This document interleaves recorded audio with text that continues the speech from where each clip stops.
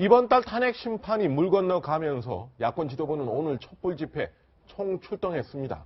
네, 태극기 집회에도 새누리당 일부 의원들이 참석해서 탄핵 기각을 촉구했습니다.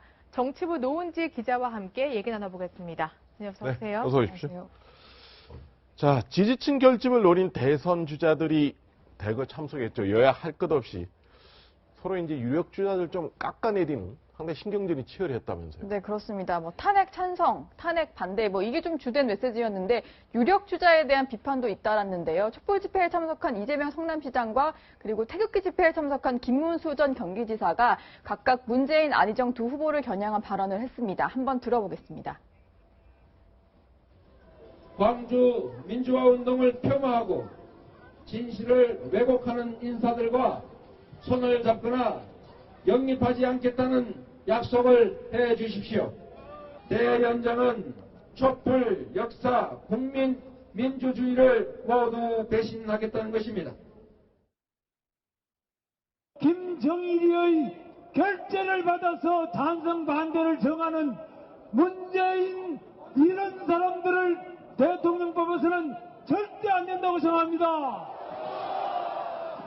안희정 씨도 노무현 대통령 그 정치 자금 때문에 감옥 갔다 온 사람입니다.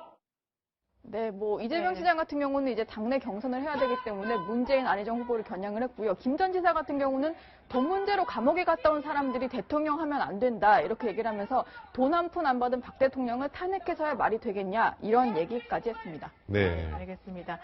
또 한 가지 궁금한 게 이제 대선일이 확정되진 않았지만 다들 이제 경선 준비를 하고 있잖아요. 그런데 이재명 성남시장이 하루 만에 2억 7천만 원을 모았다는 얘기가 들리던데 어떻게 된 건가요? 네, 이재명 시장이 이른바 흑수저 후원회라고 해서 자신의 후원회를 출범을 했는데 하루 만에 2억 7천만 원이 모였다고 합니다.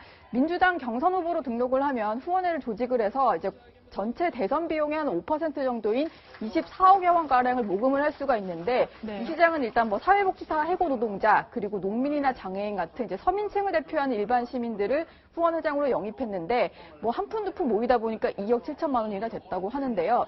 일단 이런 식으로 십시일반 후원금을 모으는 사례는 가장 유명한 게 유시민 그 당시 이제 2010년 지방선거 때 경기지사에 나가서 저런 식으로 펀드를 모금을 한 적이 있었고 2002년 대선 때도 노무현 전 대통령이 당시에 희망돼지 저금통이라고 해서 한 푼 두 푼 모은 돼지 저금통이 모이니까 한 12억 정도가 된 적이 있습니다. 네.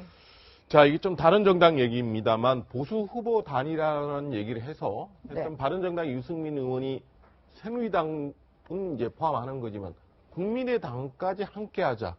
이게 좀 외는 크게 넓힌 거죠. 네, 그렇습니다. 사실 유 의원 같은 경우는 안보 측면에 있어서 특히 박지원 대표 같은 분이 있어서 이제 당대당 연대는 안 된다 이런 입장인데 그 입장에는 여전한 거고요. 일단 당끼리 통합하자는 건 아니고 후보 간 연대를 하자 이렇게 강조를 했습니다. 먼저 얘기부터 들어보시죠. 국민의당이나 새누리당에서 후보를 낼 거라고 예상을 하고요.